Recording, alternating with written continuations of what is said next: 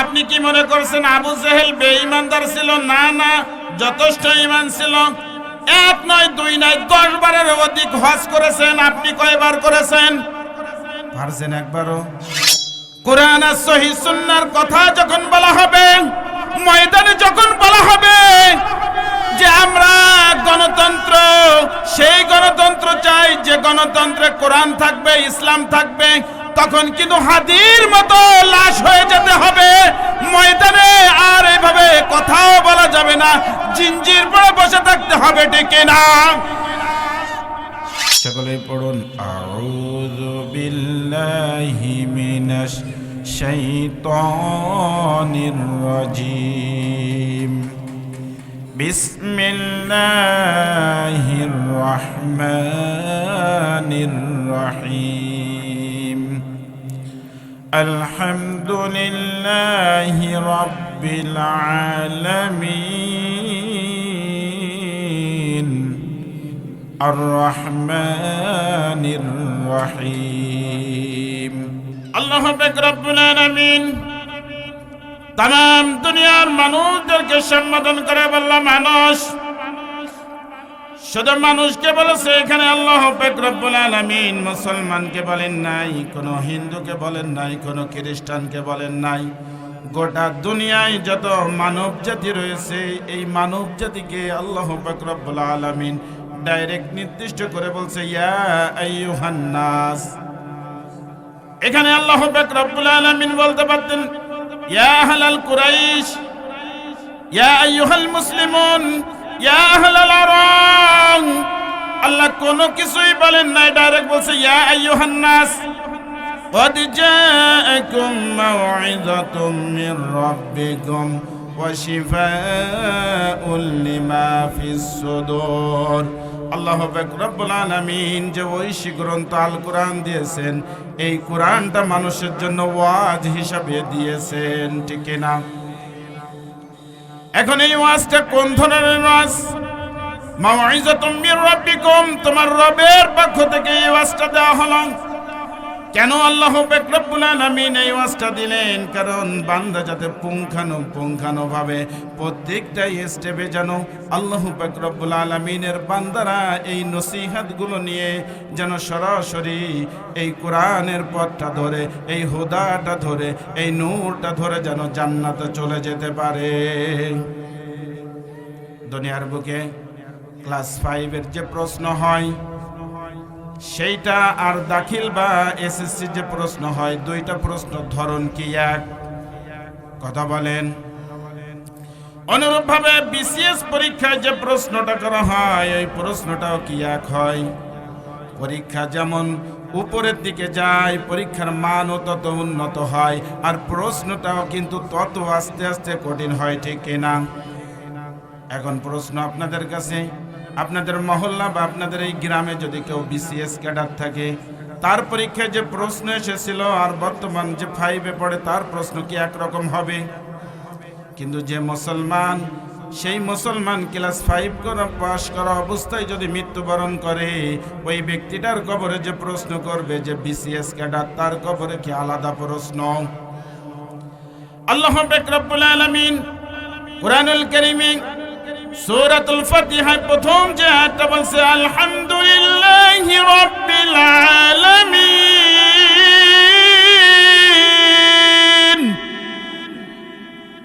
এখানে আল্লাহ পাক রব্বুল আলামিন বলছে সমস্ত জাহানের প্রতিপালক আমি আল্লাহ। আল্লাহু আকবার। এখানে যখন আল্লাহ পাক রব্বুল আলামিন নিজেকে জাহানের প্রতিপালক হিসেবে রূপান্তরিত দিলেন, কিন্তু আল্লাহ পাক রব্বুল আলামিন এই আমাদের মাখলুকের মধ্যে যাকে বেশি ভালোবাসেন তার নাম কি? মুহাম্মাদুর রাসূলুল্লাহ সাল্লাল্লাহু আলাইহি ওয়াসাল্লাম। রাসূল মন খারাপ করতে পারেন, রাসূলকে মানুষ এই কথাটা ধরতে পারে, আল্লাহর হাবিব হলেন আপনি, ইব্রাহিম আলাইহিস সালাম খলিল, তাহলে আপনার কথা আল্লাহ পাক রব্বুল আলামিন কি বলেছেন? আল্লাহ বলছেন ওয়ামা আরসালনাকা ইল্লা রাহমাতাল লিল আলামিন। রুম্বিহে, যেই জাহানের প্রতিপালক আমি আল্লাহ, ওই জাহানের জন্য আপনি রহমান। এজন্য এই যে ময়দান, এই ময়দানটা মাহফিল ময়দান হিসাবে আমরা চিনি, ঠিক কিনা? কিন্তু রসুল কিন্তু এইটা আমাদেরকে শেখান নাই। রসুল বলেছেন মাজালিসুজ জিকির, ঠিক কিনা? আলেম ওলামারা আছে কম বেশি, দেখলে বোঝা যায়। রসুল বলেছেন মাজালিসুজ জিকিরে তারাই বুঝতে পারবে আল্লাহ পাক রব্বুল আলামিন এই হেদায়েতের মতো নূর যাদের অন্তরে রেখেছেন, ঈমানের মতো দৌলত যাদের রেখেছেন, তারাই শুধু বুঝতে পারবে, ঠিক কিনা? আল্লাহ পাক রব্বুল আলামিন কাল কিয়ামতের দিবসে মানুষদেরকে কবরে যাওয়ার পরে যে 4টা প্রশ্ন করবে, ওই কবর থেকে উত্থিত হতে হবে, আমাদের ফুলসিরাত হবে, মিজান হবে, হাসর হবে। আমরা সব কিছুই জানি, কিন্তু আমরা মানতে কিন্তু রাজি নাই, ঠিক কিনা? এজন্য কবরে যে প্রশ্নগুলো করবে, ওই প্রশ্নগুলো যদি এখান থেকে যদি উত্তর আমরা কমপ্লিট করে না যেতে পারি, তাহলে কবর কি আমরা কোনোভাবে রব্বুল আলামিনকে 2-10 টাকা রব্বুল আলামিনের ফেরেশতাকে যদি তলগুজা দিয়ে যদি করা যায়, লাইন আছে কিনা? আছে। যদি নাই বা থাকে, তাহলে ওই বাজারে রাস্তাঘাট দিয়ে যারা ঘুরতেছে, এদের নির্দিষ্ট কোনো কোটা আছে। ওই কোটায় যেমন দুনিয়ার বুকে চাকরি পাওয়া যায়, মনে হয় জান্নাতে যাওয়ার কোনো সুযোগ আছে, ঠিক কিনা? আল্লাহ পাক রব্বুল আলামিন তামাম দুনিয়ার যে মানুষ রয়েছে, এই মানুষদেরকে হাসরের ময়দানে 2টা দলে বিভক্ত করবে। দল কয়টা? দল কয়টা? কথা বলতে হবে, দল কয়টা? একটা হচ্ছে জ্ঞানী আর একটা হচ্ছে অজ্ঞানী। এখন অজ্ঞানী বলতেই আমরা বুঝি যে মলম পার্টি আছে, চোখে মলম লাগায় সবকিছু নিয়ে যায়। বর্তমানে আমার কাগজের পরে দেওয়া শুরু করছে, ভাই ঠিকানাটা বলেন তো, কিছু সময় পরে আর নাই, ঠিক কিনা? কিন্তু আল্লাহ পাক রব্বুল আলামিন বলছে, যাদের চোখ আছে, যাদের কান আছে, যাদের আকল আছে, যাদের জ্ঞান আছে, যাদের বুদ্ধি আছে, বিবেক আছে, তারপরেও যারা বোঝে না, এরা কিন্তু ওই ধরনের মুসলমান। মসজিদে মুয়াজ্জিন যখন বলে হাইয়া আলাস সালাহ, নামাজের জন্য আসো, তখন কিন্তু বলে আমার একটু কাজ আছে, ঠিক কিনা? এজন্য আল্লাহ পাক রব্বুল আলামিন যখন 2টা দল ভাগ করে দিবেন, একটা দল জান্নাতি, এই দলে যেতে রাজি আছেন তো? কে কে রাজি? লিল্লাহি তাকবীর, লিল্লাহি তাকবীর। আল কোরআনের আলো, মাশাআল্লাহ মাশাআল্লাহ। কিন্তু আর এক শ্রেণীর মানুষ রয়েছে, যারা ওই দিন আল্লাহ পাক রব্বুল আলামিন যখন তাদেরকে আলাদা করে দিবে, আলাদা করে দেওয়ার সঙ্গে সঙ্গে ওই শ্রেণীরা জাহান্নামের কিনারায় 1 নয় 2 নয় 10টা আফসোস করবে। কয়টা? এই 10টা আফসোস কারা করবে? তাদের মধ্যে আমি বা আপনি আছি কিনা একটু মিলাই দেখতে হবে কিনা। আল্লাহ পাক রব্বুল আলামিন কুরআনুল কারীমের 7 নম্বর পারার 10 নম্বর সাফায় আল্লাহ পাক রব্বুল আলামিন সূরাতুল আনআমের 27 নম্বর আয়াতে বলছেন, وَلَوْ تَرَى إِذْ عُقِفُوا عَلَى النَّارِ فَقَالُوا يَا لَيْتَنَا نُرَدُّ وَلَا نُكَذِّبَ بِآيَاتِ رَبِّنَا وَنَكُونَ مِنَ الْمُؤْمِنِينَ وَلَوْ تَرَى إِذْ عُقِفُوا نَبِيٌّ ও নবী, তুমি যদি দেখতে ইদ ওয়াকিফু আলান নার, সেদিন জাহান্নামের কিনারায় দাঁড়ায় যাবে। ফাকালু ইয়া লাইতানা নুরাদ্দু ওয়ালা নুকাজ্জিবা বিআয়াতিনা, তারা সেদিন দাঁড়িয়ে বলবে, আয় রব্বুল আলামিন, আমাদের 2টা কাজ মিসিং হয়ে গিয়েছে। কয়টা কাজ? নুরাদ্দু ওয়ালা নুকাজ্জিবা বিআয়াতিনা, তোমার যে কোরআন দিয়েছিলে, এই কোরআনের আয়াতকে মিথ্যা মনে করেছিলাম। এখনকার সমাজের লোকেরা মিথ্যা মনে করে কিনা? বলে নামাজ পড়লেও চলে, আবার নামাজ ছেড়ে দিলেও চলে। আরে নামাজ না পড়লেও ঈমান তো ঠিক আছে, বলে কিনা? আল্লাহ পাক রব্বুল আলামিন নুরাদু ওয়ালা নুকাযযিবু বিআয়াতি রাব্বিনা। হায় রব্বুল আলামিন, আয় আল্লাহ, আমাদেরকে আর একটা সুযোগ দাও, আমরা দুনিয়ায় ফিরে যাই, তোমার একটা আয়াতকেও আমরা অস্বীকার করব না। ওয়া নাকুনা মিনাল মুমিনিন, আমরা পাক্কা ঈমানদার হয়ে আসব। ওই দিন আল্লাহ কি দ্বিতীয়বার আর সুযোগ দেবেন? সুযোগ আছে। যদি সুযোগ না থাকে তাহলে রাস্তা দিয়ে যারা ঘুরতেছে তাদের হয়তো বা আছে। এখন ঈমান আছে যখন কোরআন থাকবে তখন, ঈমান নাই, কোরআন নাই, নামাজ নাই, ঠিক কি না? আল্লাহ পাক রব্বুল আলামিন বলেন নুরাদু, তোমাকে যদি দুনিয়ায় পাঠায় তাহলে কি করবেন? ওয়ালা নুকাযযিবা রব্বুল আলামিন, তোমার কোন আয়াতকে আমরা মিথ্যা মনে করব না। ওয়া নাকুনা মিনাল মুমিনিন, পাক্কা পাক্কা ঈমানদার মুসলমান হয়ে আসব। আল্লাহ দ্বিতীয়বার কি আবার সুযোগ দিবেন। ইয়াউমা ইয়াফিরুল মারউ মিন আখি ওয়া উম্মিহি ওয়া আবি, কিয়ামতের দিবসে এমন দিবস হবে, ওই দিবসে ভাই ভাইকে চিনবে না, পিতা তার সন্তানকে চিনবে না, মা তার সন্তানকে চিনবে না। আদরের দুলালি স্ত্রী ওই দিন কিন্তু স্বামীকে চিনবে না। আর ওই দিনটাতে যে ভয়াবহতা হবে, ওই দিন সম্পর্কে যদি আপনি জানতে চান, সূরাতুল হাক্ক তাফসীরটা একটু পড়বেন। বঙ্গ অনুবাদ পড়লেও বোঝা যাবে যে আল্লাহ পাক রব্বুল আলামিন ওই দিন সম্পর্কে কোন অবস্থাতে রাখবেন।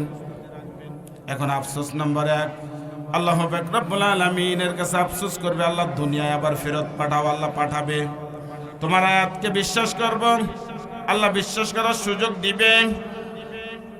যদি তাই না দেয় তাহলে মাগরিবের সালাতে মসজিদে যে মুসাল্লি পাইলাম তার তো 2.5 কাতার লোক এখানে নাই, বাকিগুলো কোথায় গিয়েছেন?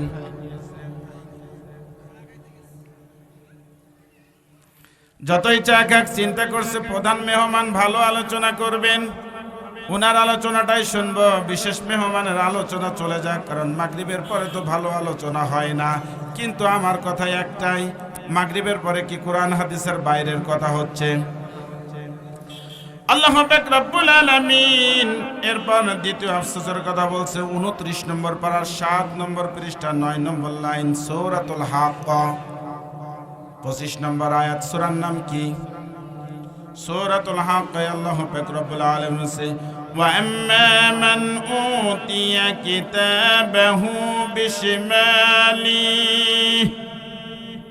فيقول يا ليتني لم أوت كتابيه ولم أدر ما حسابيه يا ليتها كانت القاضية।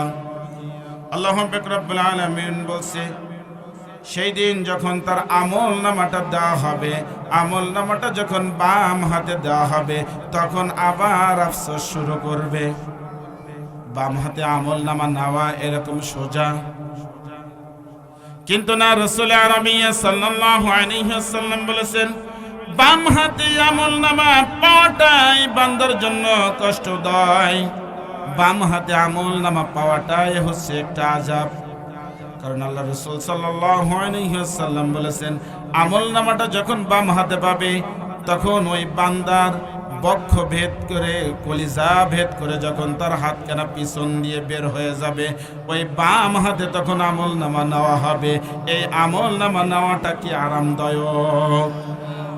আল্লাহ রাসূল সাল্লাল্লাহু আলাইহি ওয়াসাল্লাম বলেছেন, বাম হাতে যদি আমল নামা না নেওয়া লাগে আর যাতে হিসাবটা সহজ হয়, তাহলে আমার উম্মতেরা তোমরা এই দোয়াটাই পড়বে, যে দোয়াটা আমি রাসূল করি আল্লাহর কাছে, এইটাই তোমরা পড়বে। আল্লাহুম্মা হাসিবনি হিসাবান ইয়াসীরা। অন্য রিওয়ায়াতে আসছে আল্লাহুম্মা হাসিবনি হিসাবান হাসিবা। এই দোয়াটা যদি কোনো বান্দা পড়ে, আল্লাহ তার হিসাবটা সহজ করে দিবেন। 3 নম্বর যে আফসোসের কথা আল্লাহ পাক রব্বুল আলামিন এখানে বলছেন, ইয়া লাইতাহা কানাতিল কাদিয়া। রব্বুল আলামিন, আয় আল্লাহ, হাসরের ময়দানে যে কষ্ট পাওয়ার পেয়ে গিয়েছি, আমাদের যদি মৃত্যুই হয়ে যেত তাহলে রব্বুল আলামিন কতই না ভালো হতো। এখন চাইলে কি মৃত্যু হবে? কথা বলেন। চাইলে যদি মৃত্যু না হয় তাহলে দুনিয়ার বুকে নাজ নিয়ামত নিয়ে আমরা ব্যস্ত রয়েছি, দুনিয়ার বুকে ফাঁকি দেওয়ার জন্য আমরা ব্যস্ত রয়েছি। এই ফাঁকির জিন্দেগি ছেড়ে সুন্দরভাবে ইসলামের পথে আসতে হবে, কোরআনের পথে আসতে হবে, আলোর পথে আসতে হবে, হেদায়েতের পথে আসতে হবে, নূরের পথে আসতে হবে, কোরআনের মজলিসে আসতে হবে। আল্লাহ পাক রব্বুল আলামিনের হাবিবের কথা যেখানে হয়, আল্লাহর কথা যেখানে হয়, ওই ময়দান ছেড়ে যারা বাইরে বেরিয়ে যায় তারা আর যাই হোক ঈমানদার হতে পারে।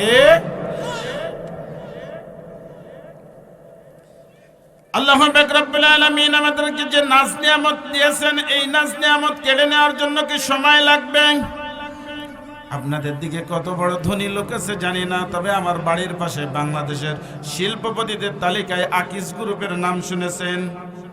আকিস সাহেবের মাদ্রাসায় কিন্তু আমি খেদমত করেছি, 1 নয় 2 নয়, দীর্ঘ 11 বছর। আমার মসজিদের পাশেই ওনার বাসা। এই শিল্পপতি যখন মারা গিয়েছিলেন তিনি হয়তোবা দামি কাফনে, দামি কাপড়ে, দামি ভাবে দাফন হয়েছে। আর গরিব মানুষরা যখন মারা যায় তখন মনে হয় কম দামি কাপড় আর কম দামি, যে দাফনের লোকজন কম থাকে সেইভাবে দাফন হয়, ঠিক কিনা? সিস্টেম তো ব্যতিক্রম, কি বলেন? হতেই হবে। আমার টাকা আছে।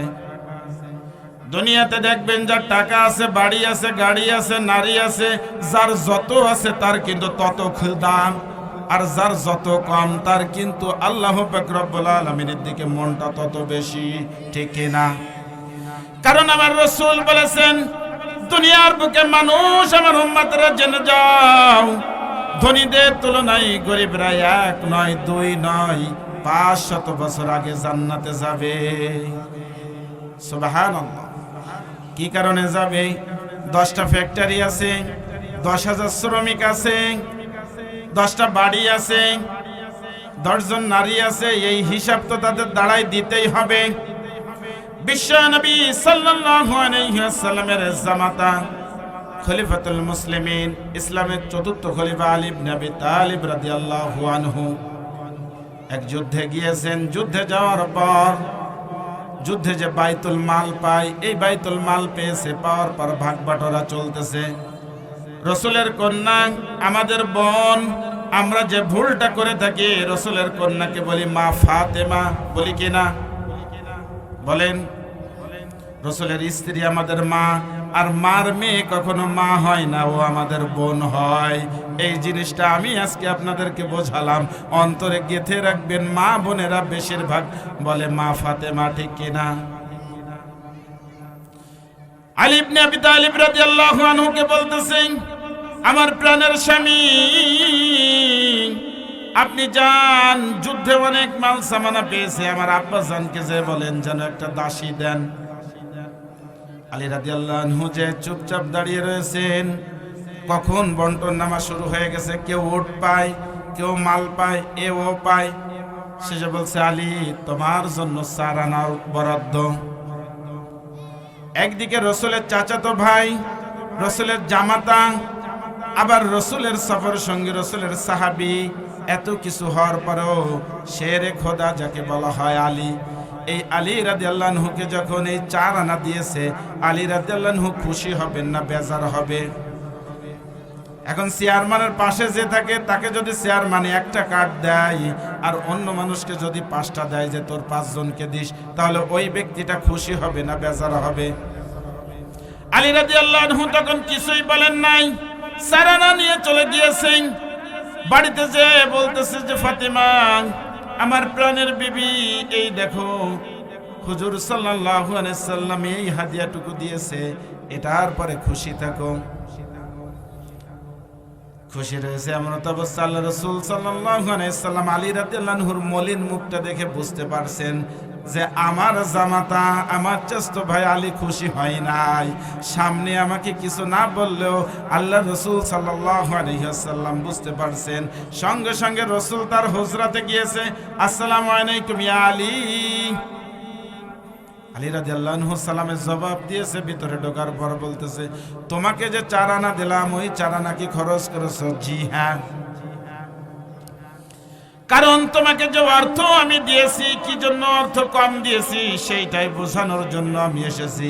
আল্লাহ পাক রব্বুল আলামিন এই জমিনটাকে হাসরের ময়দানে তামার জমিন বানাইবেন, আর এই তামার জমিনের উপর দাঁড়ায় পড়ে তোমাকে হিসাব দিতে হবে।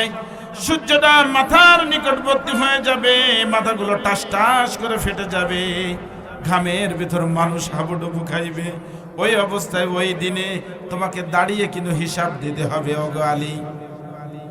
আলী রাদিয়াল্লাহু আনহু বললেন, ইয়া রাসূলুল্লাহ, ইয়া হাবিবাল্লাহ, আমাকে যে 4 আনা দেয়া হয়েছে, 2 আনার খেজুর আর 2 আনার জব এনেছি।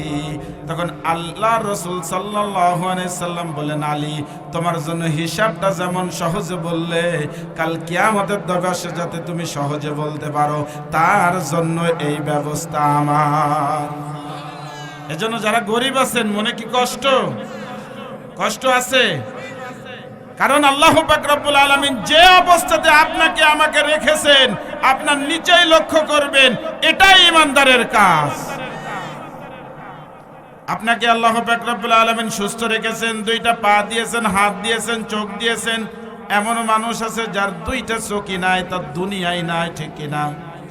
আপনার যদি একটা পা না থাকতো তাহলে আপনার কি অবস্থা হতো? নামের সঙ্গে কিন্তু খুড়া নামটা যোগ হয়ে যেত, ঠিক কিনা? আপনার একটা হাত যদি ভাঙ্গা থাকতো তাহলে বলতো ওই লালা লোকটা, হতো কিনা? এই জন্য আল্লাহ পাক রব্বুল আলামিন যে নিয়ামত দিয়েছেন, এই নিয়ামতের শুকরিয়া আদায় করতে হবে। আর সব থেকে বড় নিয়ামত হচ্ছে আল্লাহ পাক রব্বুল আলামিন আপনাকে আমাকে যে সুস্থতা দান করেছেন। বিশ্বনবী সাল্লাল্লাহু আলাইহি ওয়াসাল্লাম ওফাত গ্রহণ করার পর ইসলামের 2য় খলিফা ওমর বিন খাত্তাব রাদিয়াল্লাহু আনহুকে জিজ্ঞাসা করতেছেন, খলিফাতুল মুসলিমিন, আল্লাহ পাক রব্বুল আলামিন যদি কাল কিয়ামতের দিবসে হিসাব গ্রহণ করেন তাহলে আপনার অবস্থা কি হবে? বর্তমান ডক্টর ইউনূসের এই কথা কেউ জিজ্ঞাসা করার সাহস আছে কারো? র্যাঙ্কিংয়ে কিন্তু 1 নম্বরে আমরা খুলনাবাসী, ধন্য কিনা? কোন র্যাঙ্কিং? মার্ডারে, খুনে বর্তমান গোটা বাংলাদেশের মধ্যে খুলনা কিন্তু 1 নম্বরে। বাবাজি, আপনি চিন্তা করতেছেন ঠিক, কিন্তু যার মার্কল খালি হচ্ছে সেই বুঝতেছে এই ঠিকের জ্বালা কি। কোরআন আর সহিহ সুন্নাহর কথা যখন বলা হবে, ময়দানে যখন বলা হবে যে আমরা গণতন্ত্র, সেই গণতন্ত্র চাই যে গণতন্ত্রে কোরআন থাকবে, ইসলাম থাকবে, তখন কিন্তু হাদির মতো লাশ হয়ে যেতে হবে ময়দানে। আর এইভাবে কথাও বলা যাবে না, জিঞ্জির পরে বসে থাকতে হবে, ঠিক না? আজকে হাদিকে কিন্তু হত্যা করা হয়েছে পরিকল্পিতভাবে। ইন্ডিয়ান রাজ আমাদের মাথার উপর বসে রাজত্ব কায়েম করতেছে। 71-এ স্বাধীন হয়েছি, 52-তে স্বাধীনতা লাভ পেয়েছি, ভাষা পেয়েছি, 71-এ বাংলাদেশ করেছি, আর 24-এ কি করলাম? স্বৈরাচারের পতন ঘটাইছি। কোথায় স্বৈরাচার? এক বেঞ্চে 4 জন, 2 জনে ডান পাশে, 2 জন তার লোক, মাঝখানেতে 1 জন নামাই দিলে কোনো কিছু যায় আসে? আজকে এইটাই আপনাকে বোঝাতে চাচ্ছি। স্বৈরাচার নামাই দিয়েছেন, কিন্তু স্বৈরাচারের বংশধররা এখনো যায় নাই। আপনার আমার ঘরেইতেই কিন্তু রয়েছে, ঠিক কিনা? আজ বলি ইসলাম কায়েম করব, ইসলাম কায়েম করব। ইসলাম কায়েম করতে করতে আজকে এমন একটা পর্যায়ে চলে গিয়েছি যেইখানে আমার আল্লাহকে অপমান করা হয়, আল্লাহর রসুলকে অপমান করা হয়। আর আজকে সেইখানে যে আমরা কিন্তু বিভিন্ন ভোগ, বিভিন্ন সামগ্রী খাচ্ছি, ঠিক না? এটার নাম ইসলাম না। সেখানে আবার চাঁদাও দিচ্ছি। আল্লাহ পাক রব্বুল আলামিন আমাদেরকে যে পথে চলতে বলেছেন সেই পথেই আমরা চলতেছি। তবে একটুখানি সমস্যা আছে। আল্লাহ পাক রব্বুল আলামিন রাসূলকে বলল, রাসূল আপনি আবু জেহেল, উতবা, সাইবা এদের কাছে কিছু প্রশ্ন করুন। কুল মান ইয়ারযুকুকুমুস সামাওয়াতি ওয়াল আরদ, আসমান এবং জমিন থেকে রিজিক দেন কে? আম্মা ইয়ামলিকুস সামা ওয়াল আবসার, শোনা এবং দেখার শক্তি দেন কে? আমি তো আপনাদেরকে বলতে বলে নাই, কারণ আল্লাহ পাক রব্বুল আলামিন আবু জেহেল উতবা সাইবার কাছে জিজ্ঞাসা করতে বলেছিল, তখন সঙ্গে সঙ্গে আবু জেহেলও বলেছিল সায়াকুলুনা লিল্লাহ, সব কিছু আল্লাহ দেন, কিন্তু একটু ভায়ার ব্যবস্থা আছে। লাত উজ্জা মানাত হবল চেনেন এদের? প্রসিদ্ধ ব্যক্তি, যাদেরকে তৎকালীন যুগে মক্কার লোকেরা মূর্তি পূজা করত। আল্লাহকে পাইতে গেলে মাধ্যমের প্রয়োজন হয়। যেমন আমাদের বর্তমান সমাজে চেয়ারম্যানের সাথে দেখা করতে গেলে চেয়ারম্যানের ডান হাতের সঙ্গে কথা বলতে হয় আগে। একটু সুযোগ তৈরি করে দিস, একটু সুযোগ তৈরি করে দিস, চেয়ারম্যানের সঙ্গে পার্সোনাল কথা আছে, 2 মিনিটে সারবো। আবু জেহেলও জানত। আপনি কি মনে করছেন আবু জেহেল বেঈমানদার ছিল? না না, যথেষ্ট ঈমান ছিল। 1 নয় 2 নয় 10 বারের অধিক হজ করেছেন। আপনি কয়বার করেছেন? পারছেন একবারও? কিন্তু আবু জেহেল একটু কাজ করেছিল, কাবাটা তওয়াফ করার সময় নিজের ফরনের লুঙ্গিটা খুলে রাখছিল। এখন এই কাজটা কিন্তু বর্তমান মুসলমানরা করতেছে কিনা? ঈমানটাকে বিক্রি করিয়া ক্ষমতার মসনদে বসিয়া আল কোরআনের বাণী ছুড়ে ইসলামটাকে আনবো ঘরে, এইটা হবে না। যদি ইসলাম আনতে হয় নিজের মধ্যে ঈমান আনতে হবে, কারণ ইসলামকে পাওয়ার জন্য ঈমান শর্ত, ক্ষমতা কিন্তু শর্ত না, ঠিক না? বিশ্বনবী সাল্লাল্লাহু আলাইহি ওয়াসাল্লাম যখন এই প্রশ্ন করলেন, আবু জেহেল উতবা সাইবা একই কথা বলেছিল আপনারা যেটা বলেছেন, যে আল্লাহ সবকিছু মালিক, আল্লাহ রিজিক দাতা, আল্লাহ বিধান দাতা, আল্লাহ দেখায়, আল্লাহ খাওয়ায়, আল্লাহ পড়ায়, আমরাও একমত কিনা? কিন্তু আল্লাহকে পাইতে গেলে তো একটু মাধ্যমের দরকার হয়। লাত উজ্জা মানাত হবল, এদেরকে আমরা বিভিন্ন জিনিস উৎসর্গ করব, এদের সামনে আমরা পাঠা বলি দেব, দেওয়ার পর এরা খুশি হয়ে যাবে, আল্লাহকে বলবে আর আমাদের দিয়ে দিবে। বর্তমান ইসলামটা কিন্তু এই কায়দায় চলে আসছে কিনা? وَمَا أَرْسَلْنَاكَ إِلَّا رَحْمَةً لِلْعَالَمِينَ। রাসূল কেমন রাহমাতাল লিল আলামিন, তার একটু নিদর্শন দেখুন। মক্কা বিজয়ের পূর্বে রাসূল সাল্লাল্লাহু আলাইহি ওয়াসাল্লামের জন্মের পূর্বে আমরা সকলে সূরা ফিল পড়তে পারি কিনা কম বেশি? আমরা জানি যে আবাবিল পাখি দিয়ে আল্লাহ তার কাবাকে হেফাজত করছিল, জানি কিনা? হ্যাঁ, তাহলে আল্লাহ তো কাবা হেফাজত করেছিল, সাথে কিন্তু আরো কিছু জিনিস হেফাজত করেছিল। এইটা হুজুররা বলে না, কারণ হুজুররা যদি বলে দেয় তাহলে হুজুরদের তেলেসমতি কমে যাবে, তার কারণে বলতে চাই না। ঘটনা কি? বিশ্বনবী সাল্লাল্লাহু আলাইহি ওয়াসাল্লাম আব্রাহার চলে যাওয়ার কোন রাত আসছে 60 দিন, কোন রাত আসছে 1 বছর পরে জন্মগ্রহণ করেন, কোন রাত আসছে 90 দিন পরে রাসূল জন্মগ্রহণ করেন। কিন্তু আব্রাহার যখন এসেছিল, ওর আসার কিন্তু একটা কারণ ছিল। কারণটা কি জানেন? বেসিক ভাবে না বুঝলে কিন্তু ইতিহাস আমাদের সন্তানদেরকে বলতে পারবো না, সন্তানদেরকে বোঝাতে পারবো না। কারণ যে জাতি যার ইতিহাস সম্পর্কে যতটা বিজ্ঞ, তার সন্তান পরবর্তী প্রজন্ম ততই কিন্তু অভিজ্ঞতা সম্পন্ন। আব্রাহার আক্রমণ করার কারণ ছিল সে একটা গির্জা বানিয়েছিল। সবাই মক্কায় যায়, আমি একটা ঘর বানাবো যে ঘরে সবাই উপাসনা করবে, কিন্তু ওই ঘরটাতে কেউ যায় না। কে জানি খোসরামি করে পায়খানা করে কিন্তু ওই ঘরে মেরে দিয়েছে। ওর তো তখন মাথার তার কেটে গেছে যে এখনই যে আগে কাবা ভাঙবো, তারপর অন্য কথা। আমার ঘরে গু মারা সুজা কথা। বর্তমান মুসলমানদের কি টুপি মাথায় দিয়েও কিন্তু ভোগ খেতে যায় কিনা? সমস্যা নাই, বলে টুপি আমার পোশাক, সেটা তাদের ব্যাপার। উৎসব ধর্ম যার যার উৎসব কোনোদিনও না আসছে বলে গেলাম। তাহলে বাড়িতে যে মা বোনরা আছে, যে বউগুলো আছে, নামে বউ তোমার, শিবা পাবে সবাই, দিতে রাজি আছো মুসলমান? যদি সেটাই দিতে নারাজি থাকো তাহলে ঈমানের ব্যাপারে, ইসলামের ব্যাপারে কোন শরীক আমরা করব ঠিক তো? হিংসা। আব্রাহার চলে গিয়েছে হাতি বাহিনী নিয়ে। এক চান্সে যে আমি কিনে এই মসজিদের ইমাম সাহেবের সঙ্গে গ্যাঞ্জাম করতে পারবো না, এসে তার নামাজে যদি ভুল নাও যায় একটা ভুল ধরতে হবে, তারপরে বলা হবে যে হুজুর আপনার ভুল হয়েছে, হ্যাঁ হেই হবে, নামাজ তো রেকর্ডিং হয় নাই, গ্যাঞ্জাম একটা লাগাই দিলাম, কোনো অসুবিধে নাই।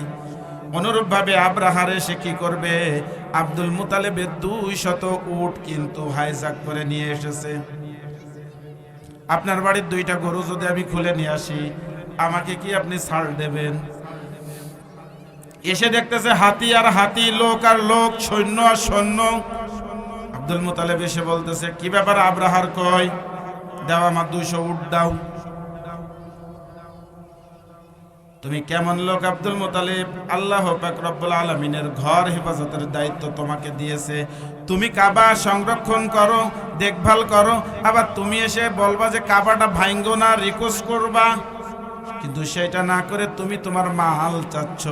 কিন্তু বর্তমানকার মুসলমানদের কথা কিন্তু কাবা ভেঙে যায় যাক, আমার মাল আমার কাছে থাক, ঈমান চলে যায় যাক, আমার বাক্সের মধ্যে কিন্তু সিলটা থাক, ঠিক না? আব্দুল মুতালিব তখন চলে গিয়েছে, 200 উট নিয়ে চলে গিয়েছে, যে কাবার গিলাফ ধরে বলছে রব্বি আল্লাহ, আমার মাল আমি নিয়ে এসেছি, তোমার ঘর তুমি বাঁচাও। বর্তমানকার যে যুগ চলে এসেছে, আমার ভোট আমি নিয়ে আসবো, তারপর আমার দাদা সাইড হয়ে যাবে, ঠিক না? ভোটটা নেওয়ার জন্য কত কিছুই করি, রাজনৈতিক আলোচনা করতে আমাকে মানা করা হয়েছে, যার কারণে ওই দিকে আমি যাব না। তবে এতটুকুই বলি, ঈমান বিক্রি করে কিন্তু ওই যে আমল থাকবে, ওই আমল নিয়ে আল্লাহ জান্নাতে যাওয়া যাবে না। ومن يكفر بالإيمان فقد حبطت أعمالهم في الدنيا والآخرة। এই যে দুনিয়ার ভিতর যে ঈমান দিয়েছে আল্লাহ, এই ঈমানটাকে যখন আমরা কুফরিতে পরিণত করে দেব, আল্লাহ পাক রব্বুল আলামিন আমাদের যে ভালো আমলগুলো আছে, এই আমলগুলো আল্লাহ বরবাদ করে দিবেন। কোন ভাবে বরবাদ করবে? মুরব্বির বাড়িতে অনুষ্ঠান, 200 লোক খাওয়াবে। আমি বোঝানোর জন্য আপনাদের উদ্ধৃতি দিচ্ছি, কোনো সমস্যা আছে নাকি? এখন মুরব্বি চিন্তা করেছে যে যাই হোক, কোন দোকান থেকে দই আনবো, ওই দইটা হিন্দু ময়রা বানাইতে পারে, এটা মুসলমান ময়রা বাড়ি এনে আমি দুধ নিজের বাড়ির থেকে দিয়ে, এলাকা থেকে কারেকশন করে এনে ওই দুধ দিয়ে আমি দই বানাই, নামাজি মানুষদেরকে খাওয়াবো, কোনো অসুবিধা আছে? এখন ইমাম সাহেব চিন্তা করছে আমার খানার বাটির থেকে খাবার বেশি হয়ে যায়, প্রতিদিন খাবার নষ্ট করা লাগে, রাস্তার একটা কুকুর এখানে থাকে, হুজুর প্রতিদিন কিন্তু ওই ভাতগুলোকে খেতে দেয়, গুনার কাজ নাকি? হুজুর তো ভালো কাজ করেন। এখন হুজুরকে বলছে যে হুজুর আমার বাড়িতে আসবেন। হুজুর গিয়েছে, কিন্তু কুকুরটাও কিন্তু ফাঁস ফাঁস যায়। চাচা মুরব্বী মানুষ দধি তৈরি করবে, বড় ডেকসিতে ওই দুধগুলো রেখেছে, রাখার পরে কিন্তু ওই কুকুরটা যে ওই খোলা জায়গায় হালকা একটু মুখ লাগাইছে, সমস্যা হবে। কিসের সমস্যা? যে জায়গাটা লাগাইছে ওইখান থেকে কেটে একটু ফেলে দিলাম। কেন বাবা হবে না? হতে হবে, কারণ আমাদের বর্তমানকার ক্ষমতার মসনদে ওঠার জন্য ওই কুকুরের দুধে মুখ দিলে যেমন পুরো দুধটা নষ্ট হয়ে যায়, আপনার আমার ঈমান চলে যাওয়ার জন্য ছোট্ট একটা শিরিক যথেষ্ট। বিশ্বনবী সাল্লাল্লাহু আলাইহি ওয়াসাল্লামের সাহাবী হযরত ওমর রাদিয়াল্লাহু আনহু যে হাদিসটা বলতেছিলাম, তাকে যখন জিজ্ঞাসা করা হলো খলিফাতুল মুসলিমিন, গোটা জাহানের মানুষকে যখন আল্লাহ হিসাব নেবে তখন আপনার কি হবে? উনি কিন্তু আশারায় মুবাশশারা 10 জন সাহাবী জান্নাতের সনদ পেয়েছেন স্বয়ং রাসূলের কাছ থেকে। শুধু রাসূলের সাহাবী আর ইসলামের দ্বিতীয় খলিফা নন, উনি কিন্তু রাসূলের শ্বশুরও বটে, হাফসা রাদিয়াল্লাহু আনহুর আব্বা। তখন ওমর ফারুক রাদিয়াল্লাহু আনহু বলল, আল্লাহ পাক রব্বুল আলামিন যদি তামাম দুনিয়ার মানুষের হিসাব না নিয়ে যদি আল্লাহ ছেড়ে দেন, আর আমি ওমর আমার কাছে যদি আল্লাহ হিসাব নেন, তাহলে আমি ওমর জান্নাতে যেতে পারবো না। আর বর্তমানে আমাদের তো জান্নাতে সনদ রয়েছে, যাকে তাকে দিয়ে দেওয়া হচ্ছে, ঠিক না? ঠিকই, বুঝি না? এর জন্য আল্লাহ পাক রব্বুল আলামিন বলেন, এক শ্রেণীর মানুষ রয়েছে, তারা কাল কিয়ামতের দিবসে আল্লাহ পাক রব্বুল আলামিনের দরবারে এমন ভাবে উঠবে যে ওঠার জন্য আল্লাহ পাক রব্বুল আলামিন তাদের কথা আগে থেকে জানিয়ে দিয়েছে যে ওই শ্রেণীতে যেন তুমি পড়ো না। 22 নম্বর পারার 6 নম্বর পৃষ্ঠা 4 নম্বর লাইন, সূরাতুল আহজাব। সূরার নাম কি? সূরা আহজাব 66, 67, 68 নম্বর আয়াত। কত নম্বর আয়াত? আল্লাহ পাক রব্বুল আলামিন এইখানে এমন চমৎকার ভাবে বর্তমান প্রেক্ষাপট তুলে ধরেছেন, আমি বা আপনি কোন অবস্থাতে আছি পরিষ্কার হয়ে যাব। ইয়াউমা তুকাল্লাবু ওয়ুজুহুম ফিন-নার ইয়াকুলুনা ইয়া লাইতানা আতা'না আল্লাহ ওয়া আতা'না আর-রাসূলা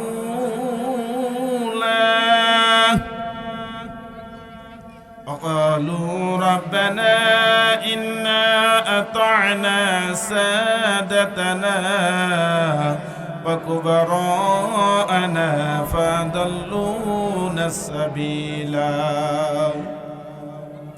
يوم تقلب وجوههم في النار সেদিন মানুষের চেহারা আগুনে পাকাইতে থাকবে। সম্ভব? রাসূল সাল্লাল্লাহু আলাইহি ওয়াসাল্লাম বলছেন, কাল কিয়ামতের দিনে আল্লাহ পাক রব্বুল আলামিন মানুষের মুখের উপর ভর করে চালানো করবে, মানুষ মুখের উপর ভর করে হাঁটবে। উম্মুল মুমিনিন মা আয়েশা সিদ্দিকা রাদিয়াল্লাহু আনহা জিজ্ঞাসা করলেন, ইয়া রাসূলুল্লাহ, ইয়া হাবিবাল্লাহ, কিভাবে সম্ভব? আল্লাহ পাক রব্বুল আলামিনের হাবিব বললেন যে আল্লাহ তোমাকে 2 পায়ের উপর ভর করে হাঁটাইতে পারে, ওই আল্লাহ মুখের উপর ভর করে ওই দিন তোমাকে হাঁটাতে পারবেন। যুবকরা যারা আছেন অনেকেই দেখছেন বিভিন্ন রেস্টুরেন্টে বড় এরকম ঘরের মধ্যে কাছের মধ্যে এইভাবে পোল্ট্রি মুরগি আগুনে পড়ে, যার নাম গ্রিল, আছে কিনা? মুরব্বীরা চিন্তা করে, হুজুর আবার কোন গ্রিলের কথা বলে? কি বাবা, গ্রিল কিন্তু এইভাবে আগুনের মধ্যে পাকাই কিন্তু ফুড়ায়, তারপরে দেয়, ঠিক কিনা? আল্লাহ পাক রব্বুল আলামিন কাল কিয়ামতের দিবসে কিছু মানুষের চেহারাকে এইভাবে আগুনের মধ্যে উলটপালট করে ভাজবে। কারা তারা? আমরা আছি যারা, আমাদের মধ্যে কেউ আছে কিনা? না, অন্য কেউ না, আমি বা আপনি। يقولون يا ليتنا أطعنا الله وأطعنا الرسول তাদের অপরাধ একটাই, আল্লাহ এবং আল্লাহর রাসূলের আনুগত্য করে নাই। সব ভালো লাগে, কোরআন ভালো লাগে না, সব ভালো লাগে, সঠিক কথা ভালো লাগে না। আমার স্বার্থ হাসিলের জন্য আমি সর্বপ্রকার প্রচেষ্টা করে যাই, কিন্তু আমি এইটা বুঝি না যে কখন জানি আমার ঈমানটাই নাকি চলে যায়। তারা ওই দিন আল্লাহ পাক রব্বুল আলামিনের দরবারে একটা দরখাস্ত করবে 155 ধারার উপরে। মিউটেশনে প্রবলেম হলে কিন্তু 155 ধারা করতে হয়, ঠিক কিনা? ওই 155 ধারার উপরে তারা বলবে, ওয়াকালু রাব্বানা ইন্না আতা'না সাদাতানা ওয়া কুবারা'না ফাদাল্লুনা সাবিলা ইয়াকুলুনা ইয়া লাইতানা আতা'না আল্লাহ ওয়া আতা'না আর-রাসূল। তারা আল্লাহর রাসূলের আনুগত্য করে নাই। তারপর বলবে, রব্বুল আলামিন সাদাতানা, আমার সমাজে যারা ঈমান ছিল, যারা নেতা ছিল, ওয়া কুবারা'না, যারা আমাদের বড় ছিল, তারা কিন্তু আমাদেরকে ধোঁকা দিয়েছে। ফাদাল্লুনা সাবিল, তারা আমাদেরকে পথভ্রষ্ট করেছে। রব্বুল আলামিন যে সমস্যা আছে ওই সমস্যার জন্য ওই মুরব্বীদেরকে ধরো আর ওই নেতাদেরকে ধরো। শুধু ধরলে হবে না, রব্বুল আলামিন তাদের জন্য বালতিও একটা আবেদন রয়েছে। রব্বানা আতিহিম দাইফাইন মিনাল আযাব, আমাদের যতটুকু শাস্তি দিয়েছো তাদের ডবল দাও। নিতে রাজি আছেন তো মুরব্বী যারা আছেন? অনেকে কিন্তু আবার সুখ টান দেয়, দেয় কিনা, আছে কিনা পার্টি, ওইটা আবার আনতে ছেলেরে দেয়, দেয় কিনা? বাবা এটা আমি অভ্যাস করেছি, আমার আব্বা হুক কাটান তো তুমি এইটা একটু এনে দাও। ছেলে কিন্তু প্রথম দিন 2টা আনে, তারপরের দিন 3টা এনে। চিন্তা করে আব্বা খাই কি মজা, আমি একটু জ্বালিয়ে হালকা টান দিই। প্রথম দিন হালকা খুশখুশ কাশি, পরের দিন চিন্তা করে কাশি হয়েছে তাদের কি আছে, আর একদিন খেয়ে দেখবো। তারপরের দিন এমন করতে করতে করতে করতে এক পর্যায়ে চলে গিয়েছে। আমার মসজিদের পাশে এক যুবক বলল, হুজুর ঘটনা ঘটে গিয়েছে। আমি বললাম কি হয়েছে?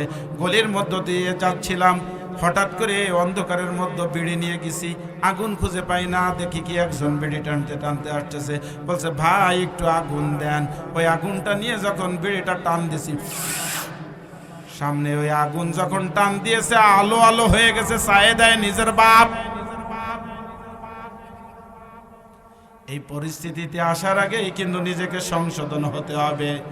আর এই পরিস্থিতি যাতে না হয়, আপনার সন্তানকে ইলমে দ্বীন শেখাতে হবে। রব্বানা আতিহিম দাইফাইন মিনাল আযাব, আয় রব্বুল আলামিন, আয় আল্লাহ, আমাকে যে শাস্তি দেওয়া হচ্ছে এর দ্বিগুণ শাস্তি তুমি আমার পিতাকে দাও। আয় রব্বুল আলামিন, আমার বড় ভাইকে দাও, আমার নেতাকে দাও। নেতৃত্ব দেওয়ার বেলায় আগে আগে, শাস্তি খাওয়ার বেলায় কম খাওয়া তা হবে না। কিন্তু ওই দিন নেতারাও হাত জাগায় বলবে রব্বুল আলামিন পিটিশনের বিরুদ্ধে কথা আছে। আল্লাহ পাক রব্বুল আলামিন সূরা ইব্রাহিম, এই সূরা ইব্রাহিমের 22 নম্বর আয়াতে ওইখানে তুলে ধরেছেন নেতারা কি বলবে, বড়রা কি বলবে, মুরব্বীরা কি বলবে। ওয়ামা কানা লি আলাইকুম মিন সুলতান, সেই দিন নেতারা বলবে ইল্লা আন দাউতুকুম, আমি তো শুধু তোমাদেরকে ডেকেছি, তোমরা আমার ডাকে সাড়া দিয়ে এসেছিলে। আমি তো তোমাদের উপর কোনো জুলুম করি নাই, আমি তো তোমাদের উপর কোনো পাকড়াও করে নাই, ধর পাকড়াও করি নাই, কোনো শাস্তি দেয় নাই। যেমনটা আমরা শাস্তি দিয়ে থাকি, সন্তান যদি ফজরের সালাতে না আসে ওর জন্য শাস্তি মাপ, তবে সকাল 8টায় কোচিং রয়েছে, কোচিংয়ে না গেলে ভাত বন্ধ। বর্তমানকার সমাজটা এমন হয়ে গেছে, ওই দিন নেতা বলবে ইল্লান দাউতুকুম, আমি তো শুধু দাওয়াত দিয়েছি। আর ওই দাওয়াতে তুমি ক্যাপ পেয়েছো, বিরিয়ানি পেয়েছো, সাথে একখান গেঞ্জি পেয়েছো। আমার নেতার চরিত্র ফুলের মতো পবিত্র, সবজি খায় 6 ওয়াক্ত, নামাজ পড়ে না 1 ওয়াক্ত, আছে কি না? আবার বোতল খাওয়ার ছবি সোশ্যাল মিডিয়ায় ছড়াই পড়ে কি না? ওই নেতার পিছনে দাঁড়িয়ে ইসলাম কায়েম করে ফেলবো, এমন প্রত্যাশা নিয়ে আমরা সামনের দিকে এগিয়ে যাব। রাজি আছি তো? কি বললেন? ফাস্তাজাবতুম লি ফালা তালুমুনি ওয়ালুমু আনফুসাকুম, নেতারা বলবে আমি তোমাদের জন্য কিছুই করতে পারবো না, আমরা কোনো দায়ী নয়। তোমার জন্য তুমি যে পাপ করেছো ওই পাপের জন্য তুমি শাস্তি ভোগ করো, আমাদেরকে মিথ্যা দোষারোপ করো না, নিজের দোষ নিজে স্বীকার করে নাও। মানুষ ঠিক তখনই বুঝবে যখন এই শ্বাসটা বন্ধ হয়ে যাবে। এবার শ্বাসের দিকে একটু যাই, শ্বাসের কতটুকু দাম একটু বিবেচনা করে দেখি। আল্লাহ পাক রব্বুল আলামিন যে রাজ্জাক, এই কথাটা আমরা বিশ্বাস করি, বিশ্বাস করি, কতটুকু করি? 16 আনা বিশ্বাস করি। আল্লাহ পাক রব্বুল আলামিন আমাদেরকে রিজিক দেন, দেন কি না? কি কি দেয়? ভাত দেয়, আটা দেয়, রুটি দেয়, মোংলাই দেয়, চা দেয়, কফি দেয়, বিড়ি দেয়, বোতল দেয়, হুক্কা দেয়, এগুলো তো আল্লাহর রিজিক। আল্লাহ পাক রব্বুল আলামিন কোরআনে বলছে ফাবিআইয়া আলাই রাব্বিকুমা তুকাজ্জিবান, বান্দা আমার কোন কোন নিয়ামতের কেউ অস্বীকার করবা? তাইতে হুজুর একটু সবজি খেয়েছি, ওটাও তো আল্লাহর নিয়ামত, খাইলে গুনাহ হয় নাকি? গুনাহ হবে? বিশ্বনবী সাল্লাল্লাহু আলাইহি ওয়াসাল্লাম আমাদের মাঝে নাই, কিন্তু আমাদের জন্য এমন কিছু বাণী রেখে গিয়েছেন যে বাণীগুলো আমাদের জীবনে ওতপ্রোতভাবে জড়িত। বর্তমান পুরো বাংলাদেশে সব থেকে বড় একটা সমস্যা দেখা দিয়েছে।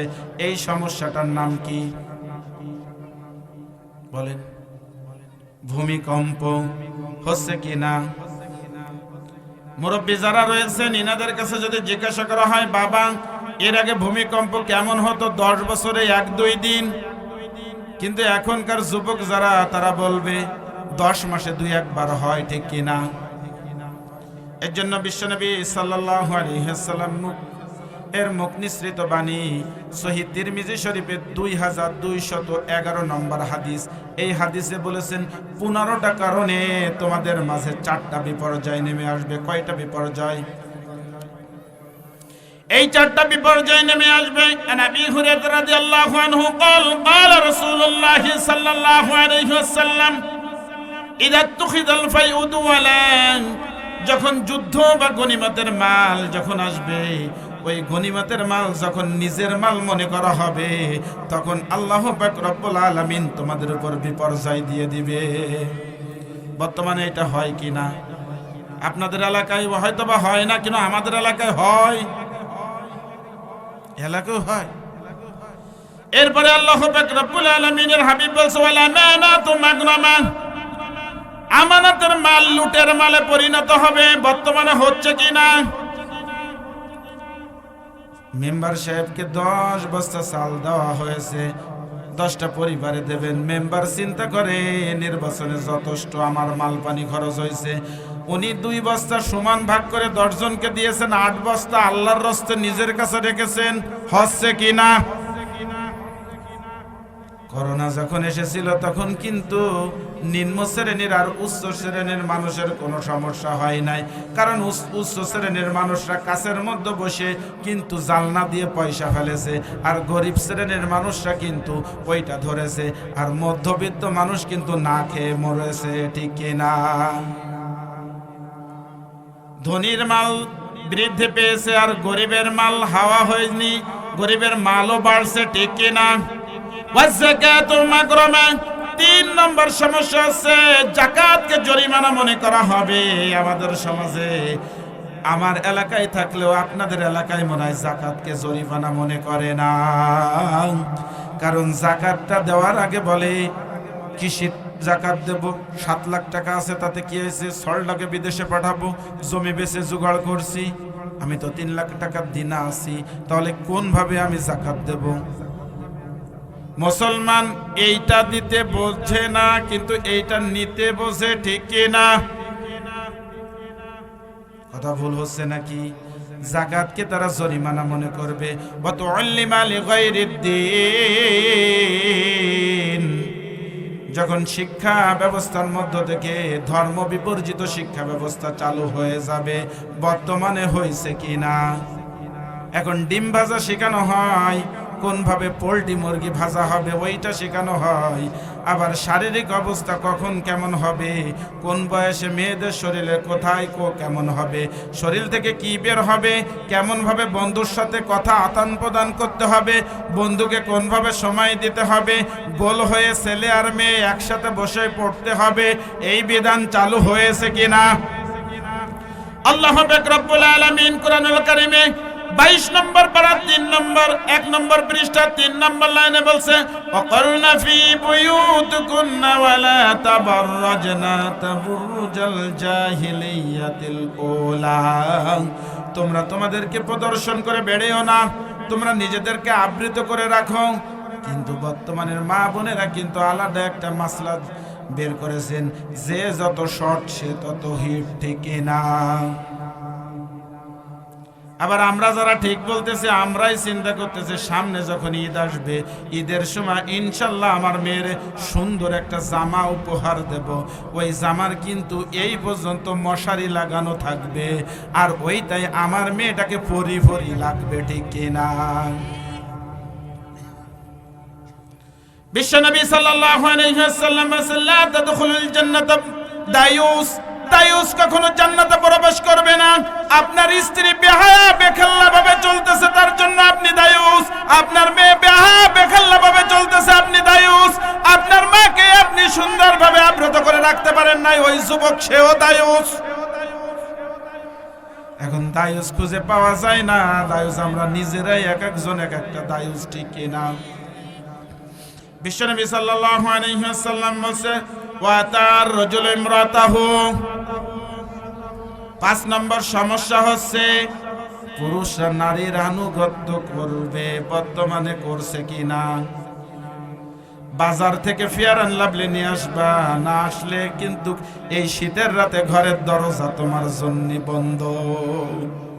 হ্যাঁ, আমাদের এলাকায় আছে, আপনাদের এলাকাটা সুন্দর আলহামদুলিল্লাহ। এই এলাকার মা বোনেরা যথেষ্ট ভালো, দরজা বন্ধ করে না।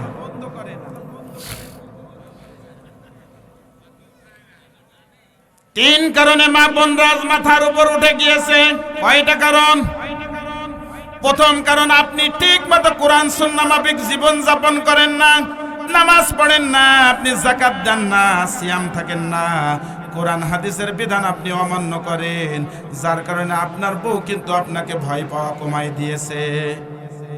2 নাম্বার কারণ হচ্ছে, কথাটা শুনতেও খারাপ শোনায় তবুও বলতে বাধ্য, আপনি তার শারীরিক চাহিদা মেটাতে পারেন না, যার কারণে আপনি তার কাছে ধরা।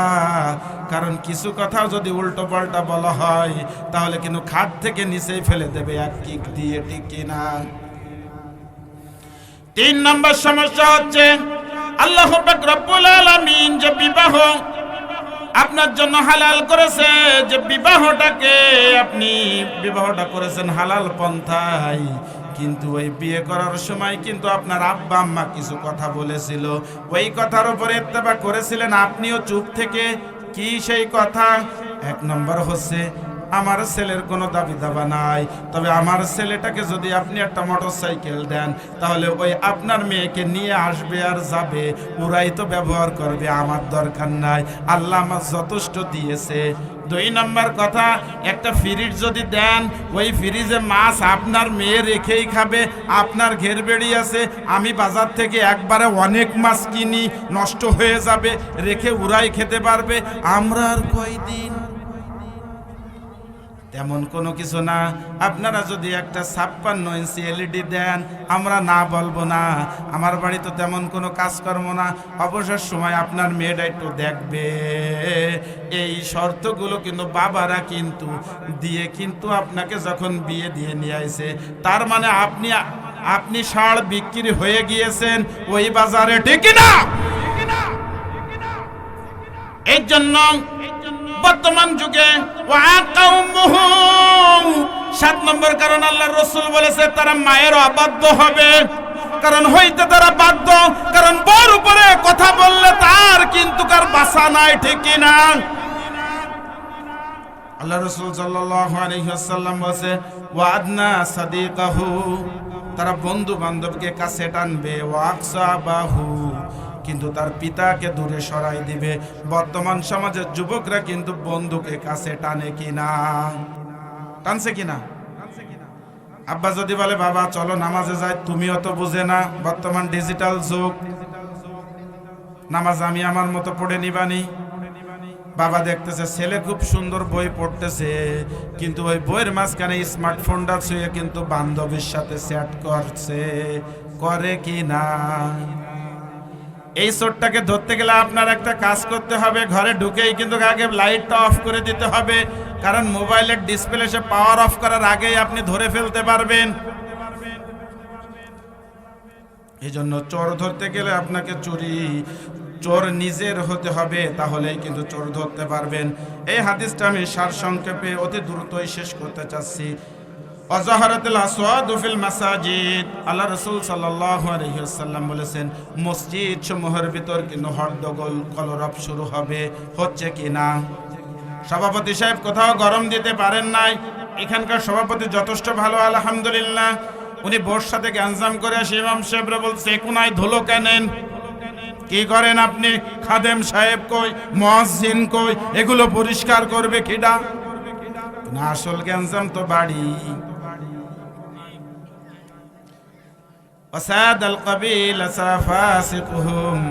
সমাজে যে সমস্ত পাপাচারী ব্যক্তি রয়েছে তারা সমাজের নেতা হবে, বর্তমান হচ্ছে কিনা? আল্লাহ রাসূল সাল্লাল্লাহু আলাইহি ওয়াসাল্লাম ওয়া কানা যাঈমুল কওমি আরসালাহুম, সমাজের নিকৃষ্ট শ্রেণীর মানুষরা কর্ণধার হবে, হয়েছে কিনা? উকরিমার রাজুলু মাখাফাতা শাররিহি, এমন মানুষ রয়েছে যাকে মানুষ ভয়ে সম্মান করবে।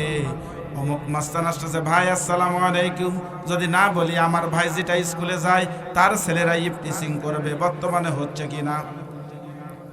ওয়াজাহারাতুল কায়নাতুল মাআজিব, গায়িকা এবং বাদ্যযন্ত্র প্রচার হবে, বর্তমানে হচ্ছে কিনা? বর্তমানে অ্যাভেলেবেল ভাবে এই গান বাজনাকে আমরা হালালকে হারাম, হালাল হারাম বেঁচে চলতেছি না, হারামকে আমরা হালাল করে নিয়েছি। আল্লাহ রাসূল সাল্লাল্লাহু আলাইহি ওয়াসাল্লাম বলেছে শুরিবাতুল খামর, এবং তারা নেশাজাত দ্রব্য গ্রহণ করবে, বর্তমানে করছে কিনা? শেষ নম্বর আছে লাআনাতুল আখিরাতু হাযাহাল উম্মিহি আউওয়ালাহা, পূর্বে যারা মারা গিয়েছে তাদেরকে গালি দিবে, বর্তমানকার যুবকরা কিন্তু পূর্বে যারা মারা গিয়েছে তাদের গালি দেয় কিনা? আল্লাহ রাসূল সাল্লাল্লাহু আলাইহি ওয়াসাল্লাম বলেছে ফালিয়ারতাকিবু ইনদা যালিকা রিহান হামরা, অগ্নিবায়ু শুরু হয়ে যাবে, যেমন ফিলিস্তিনের মানুষগুলো যখন বলেছিল রব্বি আল্লাহ, ওই সময় কিন্তু দুনিয়ার মানুষ আমরা শুধু দুআই করেছি, পাশে কিন্তু দাঁড়াই নাই, যার কারণে ইসরায়েলে কিন্তু আল্লাহ পাক রব্বুল আলামিন আগুনের ঝড় দিয়ে দিয়েছিল কিনা?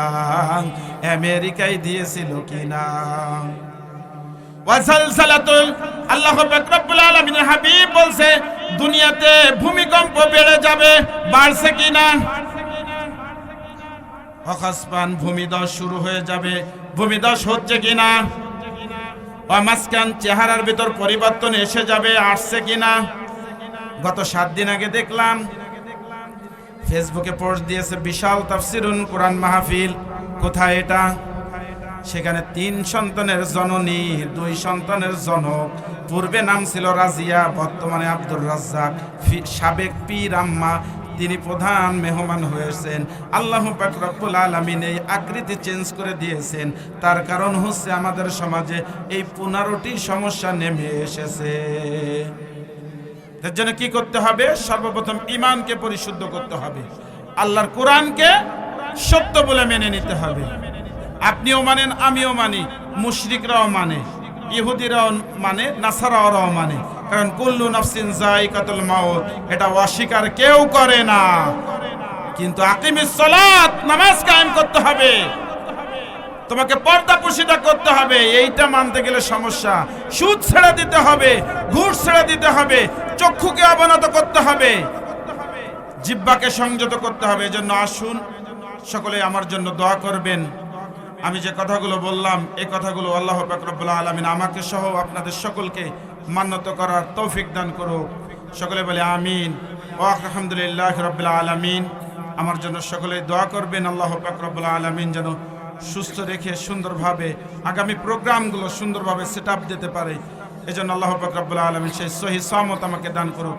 সকলের জন্য দোয়া চেয়ে এবং সকলের কাছে দোয়া করার আশার নিমিত্তে আবারও সালাম জানাই। আসসালামু আলাইকুম ওয়া রাহমাতুল্লাহ।